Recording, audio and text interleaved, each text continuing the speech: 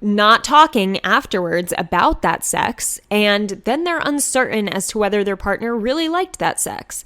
It becomes this guessing game instead of a certainty, instead of a confidence. And you actually lose self-confidence when you go about sex this way.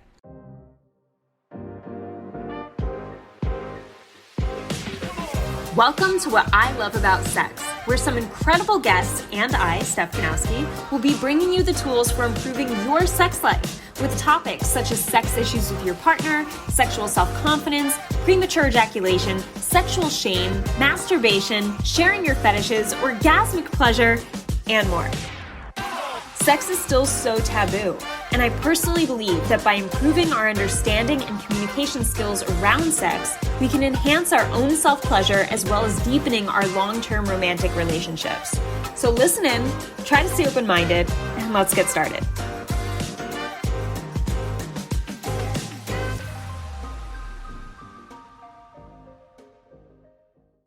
Hey guys, welcome back to another episode. I'm excited to talk about today's topic because it is one that I am constantly getting questions about, and there's so much uncertainty of how to get into doing this, which is embracing foreplay and toys. How do you feel comfortable as a man with toys, whether it's for you or for her, and how do you allow the foreplay to be for you as it is for her?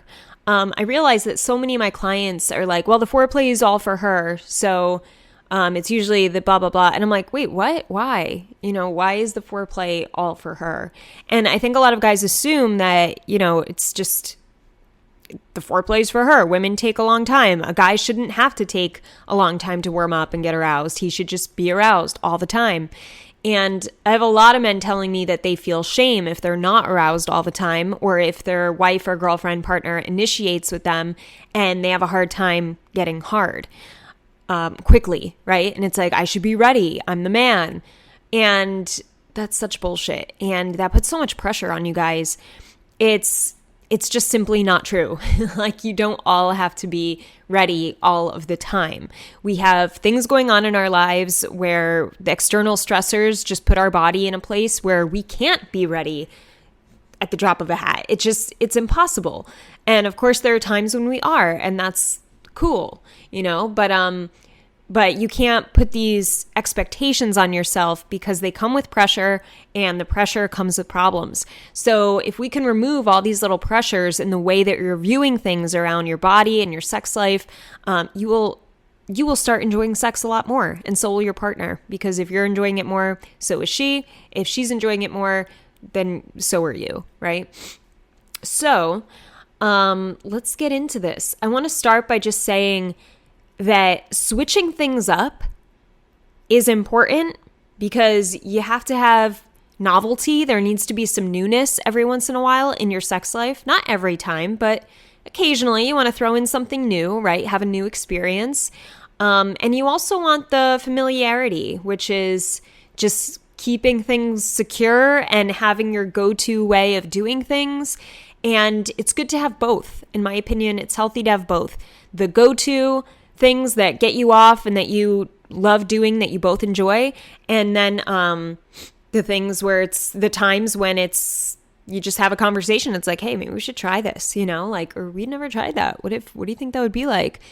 And it's healthy. It's good. It's good to have these conversations. But the problem is that most people don't have conversations. They just have sex, and then they're left not talking afterwards about that sex, and then they're uncertain as to whether their partner really liked that sex.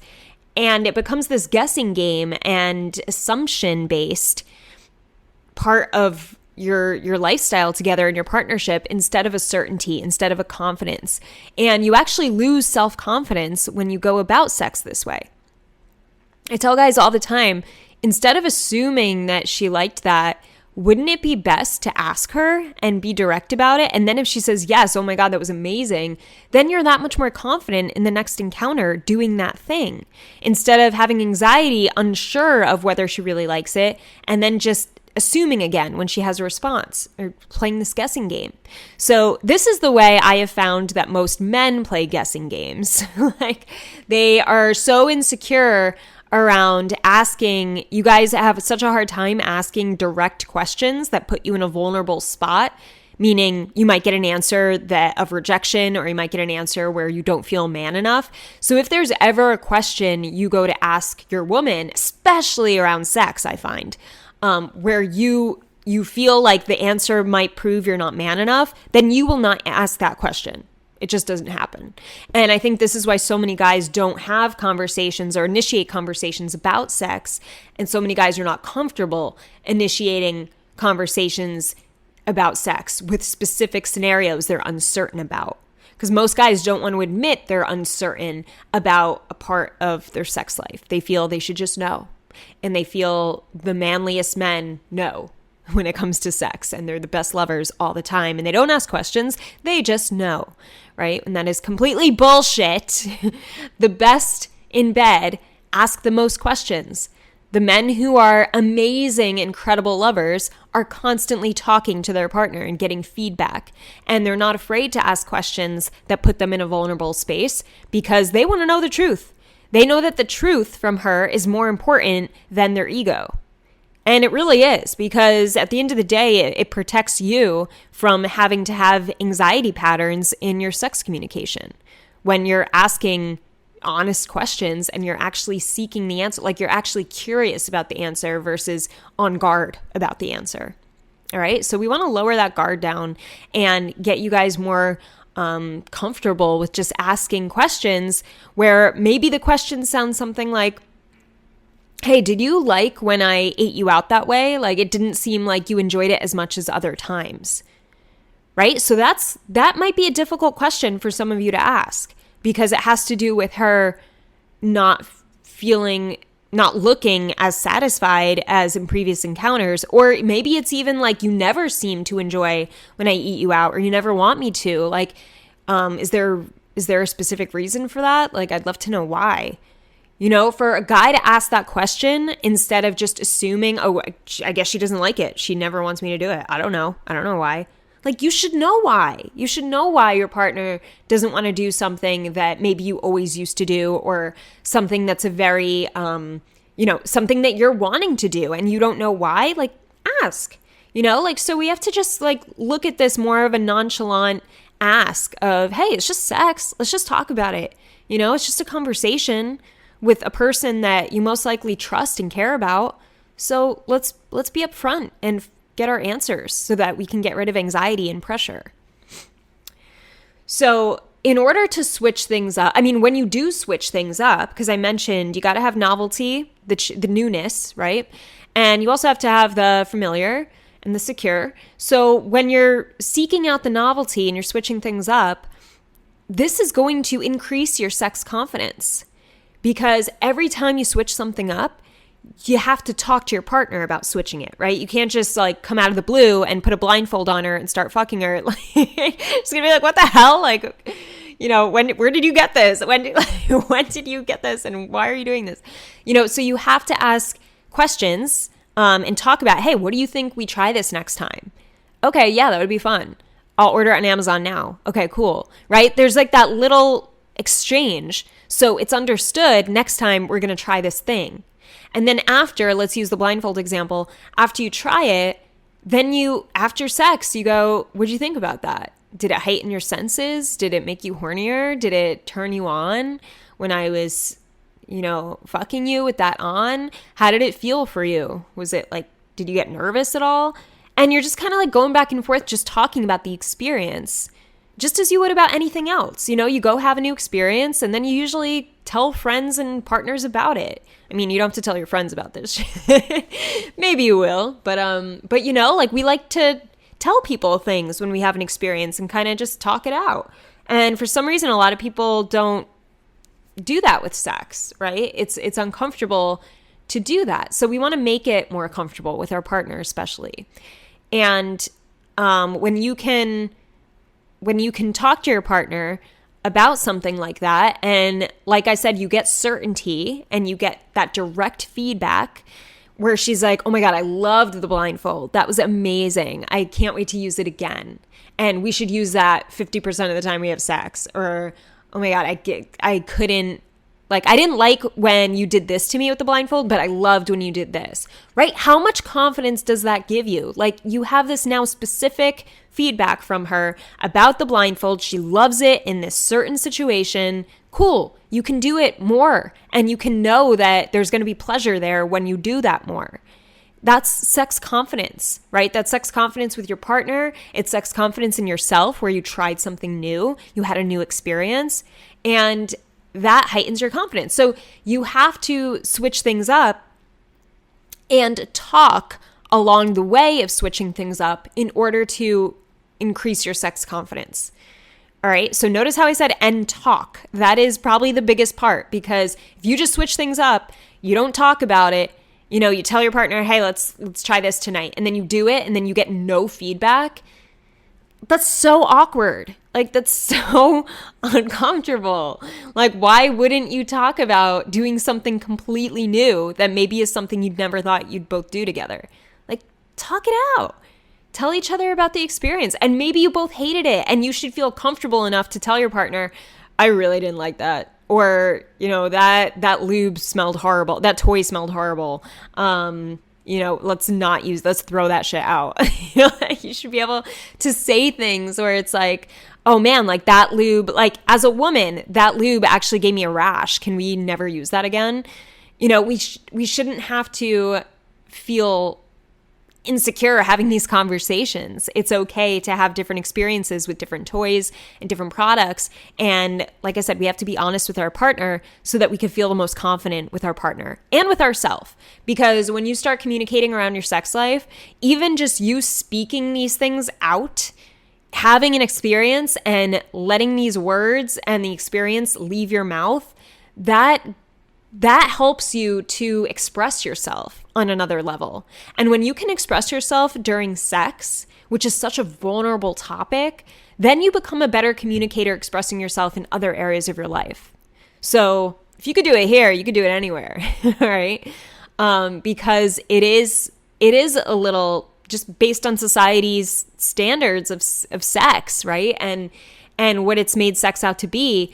It's like this hush, hush, oh, don't share that. Or, you know, they should just know. Like, no, nobody should just know. And we should be able to talk about it and share things that bother us or share things that really bring us a lot of pleasure, share things that make us nervous or anxious so that we're no longer feeling nervous or anxious. And so we're feeling more pleasure, right? So to increase your sex confidence, you got to switch things up and you got to talk about it along the way. And speaking of switching things up and increasing your sex confidence, Lovehoney has an all-you-need bondage kit that you guys need to buy yesterday because it is literally all you need. It's 20 pieces of the best toys to get started with if you want your sex to be a little more kinkier and you want to explore with your partner. Maybe even just explore with yourself. Lovehoney also has a toy called the Arcwave Voy, and this is for you guys that want to get a better understanding of what stimulates you during masturbation and what arouses you physically. How can you play around with different toys to understand your arousal more clearly so that you feel more in control of your orgasms? And this is so important for you guys, especially who are so used to mindlessly masturbating to porn. You don't learn anything that way. So head over to Lovehoney. It is the biggest sex toy store there is. The quality is amazing, and you're going to love the Arcwave Voy and the all-you-need bondage kit. There's also an Arcwave lube, which is water-based. It is great. Use my code when you shop. It's in the description of this show. What I see a lot of you guys have a hard time with is actually bringing up this question of switching things up with your partner and being able to ask them, hey, would you want to try this next time? A lot of you guys feel like you'll freak her out or she just would never want it and it frustrates you even though you've never asked her or had a conversation about it. Some of you guys bring it up way too out of the blue where it's like, hey, let's try anal, and you're hardly, you've never touched her asshole. So it's like, whoa, all right, we've never even been down there or played around. Like, we can't just have anal sex. It's like too much of a leap.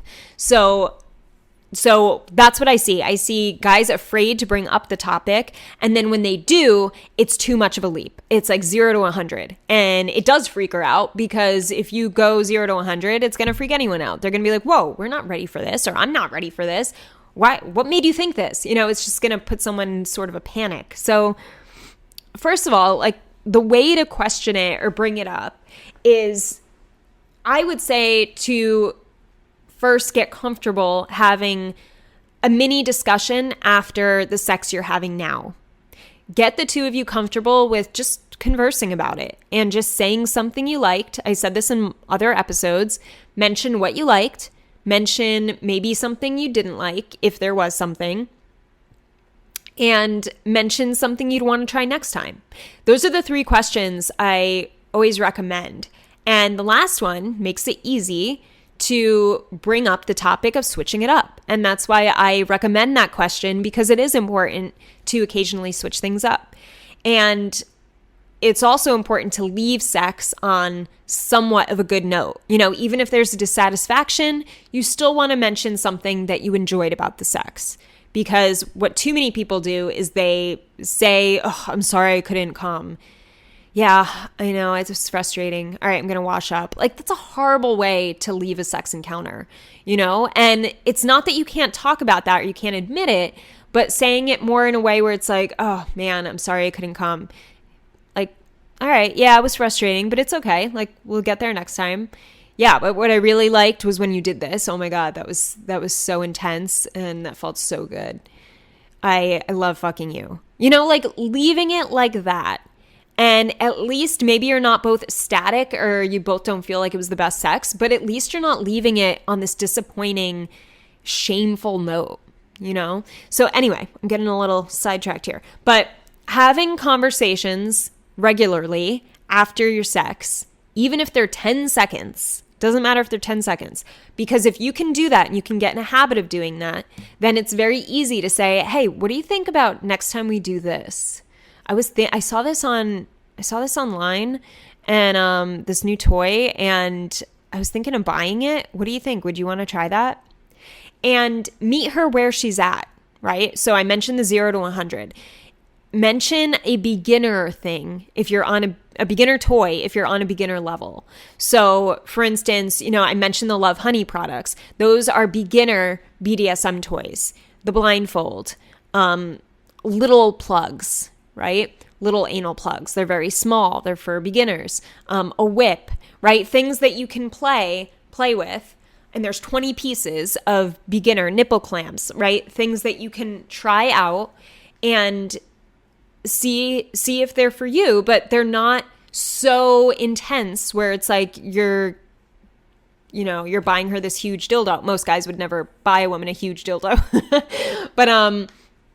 But you're not like shocking her. You're bringing it up and saying, hey, what do you think about nipple clamps? Because I know you like when I squeeze your nipples. So what if we got a toy that would just do that for us? And then I could do other stuff to you while it's squeezing your nipples. Like, should I buy it? It's just like that. That's a very entry level way. She likes her nipple squeezed. There's a toy to do that. It just flows naturally into the progression of you changing things up in your sex life, because she finds pleasure in that. So it's one step at a time. It's one step forward. It's not a leap where it's like, let's get you this anal plug, and like you guys have never had anal or done anything anal. Like, that's too much too soon, right? And when you do too much too soon, you're most likely going to get shut down, and she's going to be like, no, never. Oh my God, no. So it has to make sense with where you guys are at. And if you have a communicative partner, even if it is too much of a leap, they'll tell you and be like, oh my God, no, that's way too much. But we could start with something less intense. Like, what do you think about, I don't know, like, let's find something else that's not as intense. And then you guys can research together. Like I said, you can check out products like Lovehoney, where it's like a kit and you could try a bunch of things at once to see what speaks to you. So there's always ways. And as I said, for you to have conversations regularly after sex just makes it very easy to talk about switching it up and how you'd like to switch it up. And it just makes sense. It makes sense with your sex life. And the more you talk after sex, the more you build connection too. The more you build trust and connection and you bond in a sexual way because you're talking about it. You know, it's familiar to you guys. So it's not this weird topic. And if it's familiar, you can bring up almost anything. And regardless of whether your partner's ready for it or not, they won't be that shocked because it's just like, oh, okay, we talk about sex all the time. This is comfortable. You know, there's too many partners that are not comfortable talking about it. And then you all of a sudden want to try some toy and you're like, oh, I want to buy you this. And it's like, whoa, what the fuck? You know, like, where did that come from? We have to talk about that. You know, it just feels like way too much. So that's why I'm saying the little conversations are so important for maintenance too. So just always, even when things are great. And this is something, as I said, a lot of people don't do. They just stop talking about sex. Like, they don't talk about their sex life when things are great. They only start talking when things are bad. And they're like, why aren't we having a lot of sex? You know, and that's the only and first conversation that ever comes up in the relationship sexually. That's a horrible conversation to start with and only go back to when things are bad or things are not where you guys want them to be. Like, that makes sex conversations scary because whenever it comes up, it's something bad. You know, that would give me anxiety if someone was like, if I had a partner who I never talked about sex with, and then all of a sudden, whenever they did, they'd be like, we have to talk about our sex life. Oh my God, like, that's already draining and anxiety producing. Because I'm like, oh, I don't know, it's going to be horrible. Like, I know it's going to be bad. Versus when you always have conversations, it's like, okay, yeah, let's talk about it later. And it's, you know, you're ready for whatever comes at you because you guys are comfortable talking about it. So, my boyfriend and I, we just have this habit of, even if we just have to say something about the sex we just had. Like, we will never just have it and stay silent or just walk away from each other. Like, we will acknowledge something. And that's our way of just keeping maintenance of a conversation. Where it's like, oh man, that was hot. I loved when you did this. Yeah, me too. Okay, let's go. Like, it doesn't have to be this drawn out, staring into each other's eyes. I love you. This is what was amazing about you. It doesn't have to be weird, you know? Like, you're acknowledging the thing you just fucking did, which was an intense thing. So it's weird for people not to talk about it. Like, I find it so bizarre to not have a conversation or not acknowledge having a sex experience, and especially mentioning something you enjoyed about it, because sex is about pleasure. At least it's supposed to be, right? And anyway, something I really wanted to mention about foreplay too is that foreplay is not just for her, because, and I mentioned this a little bit in the beginning, but I just hear so many guys saying this, that like, oh, the foreplay is all for her, blah, blah, blah. And this has actually led to a lot of clients of mine having dick-related concerns, like PE or DE, or erectile dysfunction. And so premature ejaculation, delayed ejaculation, or erectile dysfunction. And it's because their body's not ready. It's just like too much of a shock. It's too much too soon. And they are anxious because they feel like they should be ready, right? So these pressures are due to the fact that guys are not slowly eased into arousal when sometimes they just need to be physically. And that's okay. And that's totally masculine and that's healthy. And we're all that way to some extent. Women more so than men, yeah, because of the physical prep of lubrication, self-lubrication. But it doesn't mean that guys can't be in another mental place and need stimulation in order to build up their arousal, to build up their hard-on. So there is nothing wrong with feeling this way. And I encourage you guys to just think about, like, what would foreplay be for you? If foreplay was just for you, if she was like, I just want to give you foreplay. Like, I want the foreplay to be all about you tonight. What do you want me to do? What would you tell her? I asked my client this the other day. And he was like, whoa.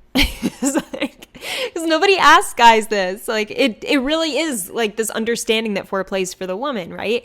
And as I said, physically it more so is, yeah. But mentally, sometimes, men need it too. And maybe most of the time a man will need it. And that's fine. Foreplay is fun, guys. Foreplay is, I don't know, I think it's like the most fun out of the sex experience because it builds the anticipation. It's super flirty and playful, or it can be if you make it. And to have sex confidence and to switch things up occasionally and to always talk to your partner, you get more comfortable being that flirtatious, romantic, sexy version of you. So the foreplay will become more fun and will vary among what you're doing and what you're saying, the more confident you are sexually. So the foreplay will be more enjoyable, especially when you feel connected with your partner. So if you guys are talking a lot about sex and you're talking after every time you have it, then the foreplay is going to be more comfortable too, because it's like, all right, we're starting this thing that we're on the same page with. I know what you like, you know what I like. There's no guessing, and we could just play here, and we could totally relax here. We could have fun. We could take out the toys, because a lot of the toys are meant for foreplay. And, just having a sexy role play experience, or not even role playing, just gliding a toy along your partner's back, like for 10 minutes, that can be a very arousal building activity. So it doesn't have to be something crazy.